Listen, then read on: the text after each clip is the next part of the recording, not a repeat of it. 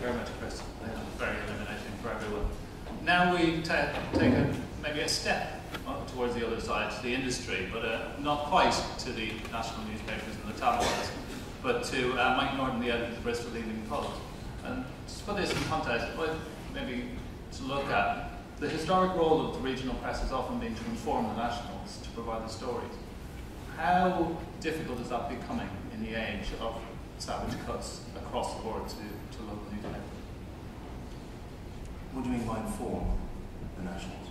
Often national newspapers would look to the regional newspapers for information about best local stories, but we are seeing, for example, in Wales, there's large parts of Wales now that have no local newspapers at all anymore. Portalbot doesn't have a local newspaper. Well, I mean, I can go to the Evening Post in Bristol, and we still managed to cover the city, I think, very successfully. But I think the question I want to pose tonight is where does the regional press fit into this debate about press regulation?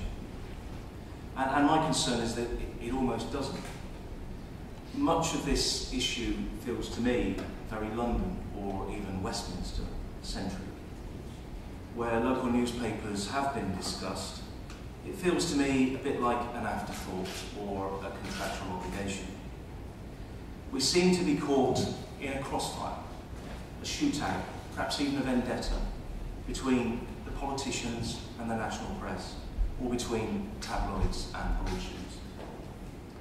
Unfortunately, however, we will also be bound by the outcome of this exchange of fire, and at what cost. The pressures facing advertising revenues in an increasingly fragmented local media landscape are well known. But do not underestimate the continuing relevance of the local press.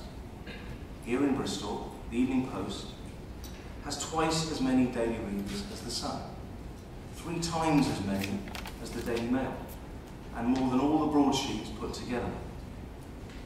No other media outlet is in Bristol Crown Court every day, or goes through every City Council agenda, or attends every Health Trust meeting. So I suppose what I'd like to do tonight is to give this debate a sort of local reality check. Because I don't really recognise the so-called journalism that's being exposed nationally by alleged criminality. Let's remind ourselves what journalism is. It's the pursuit of truth. It's a noble, honourable trade.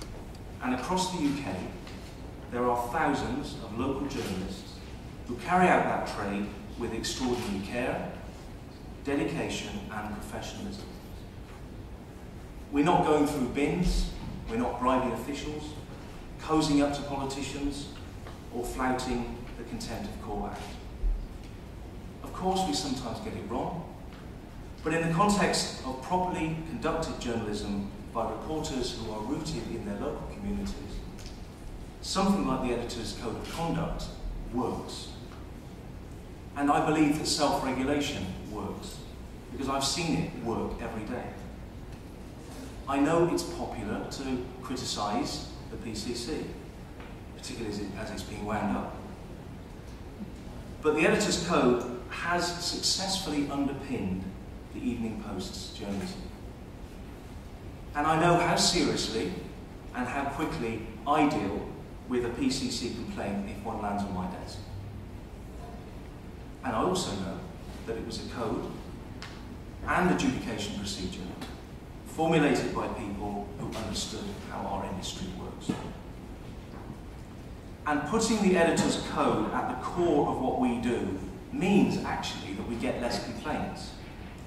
At the Evening Post, we write about 30,000 stories a year, a very rough figure. Hundreds of thousands of words, of court reports, inquests, letters, comments, scrutiny, accusation and crime. Yet you can count the average number of PCC complaints we receive every year on one hand. But I know that reform is coming. Nothing else, frankly, will do for the capital's chattering and political classes. But I would say this. I do not see why the press should not continue to be self-regulated, but I do have some concerns about financial censures being introduced as part of that regulation. Fines mean lawyers, and lawyers change everything. Already, too much in this country is decided by lawyers, and God help us if press regulation is next. So my message tonight is very simple, and it's very boring, and it's very unfashionable. The regional press is different. It's fair, it's balanced, it's apolitical, it's rooted in the communities it serves, and it acts quickly to make amends if mistakes are made.